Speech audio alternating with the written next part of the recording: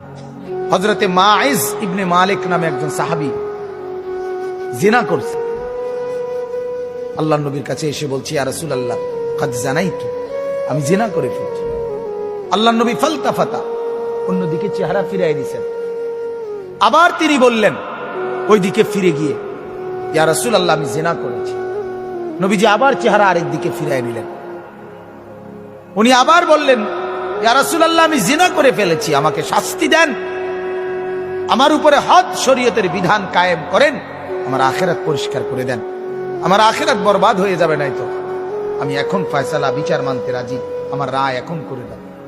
আল্লাহর নবী সাল্লাল্লাহু আলাইহি সাল্লাম তিনবারের পরে সাহাবীদেরকে বললেন, খোঁজ নাও সত্যি কিনা। খোঁজ নিয়ে দেখছে সত্যি ঘটনা। আল্লাহর নবী সাল্লাল্লাহু আলাইহি সাল্লাম বলছেন, গর্ত খনন করো। গর্ত খনন করছে।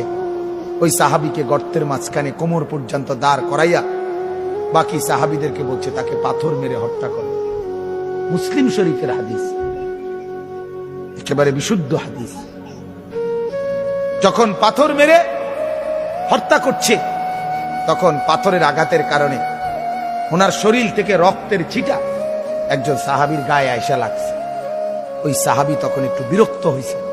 বিরক্ত হইয়া বলছে, আহ, এক নাফরমানের রক্ত লাগবে, এক বদকারের রক্ত গায়ে লাগবে তো, মানে এরকম একটা বিরক্তি দেখাইছে।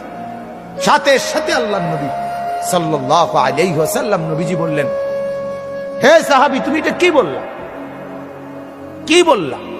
আমার এই মায়েজ গোটা পৃথিবী যা জানতো না, নিজের অপরাধ নিজে স্বীকার করে, নিজের শাস্তি নিজে গ্রহণ করে তওবা করছে। এটাই তো তার শ্রেষ্ঠতম তওবা। আখিরাতের ভয়ে নিজেকে শাস্তির সামনে পেশ করে দিছে। আল্লাহর নবী তখন বললেন, লাকাদ তাবা তাওবাতান।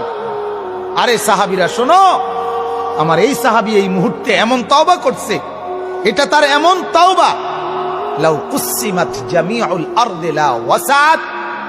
যদি তার এই তওবা বাইটা বন্টন করে পৃথিবীর সমস্ত নাফরমানের গুনার মোকাবেলায় তার তওবা যদি বন্টন করে, আল্লাহ তাআলা সবাই মাফ করে দিবে। তার তওবা এত ভারী, কারণ সে তো নিজের অপরাধ নিজে কি করছে, স্বীকার করে নিছে।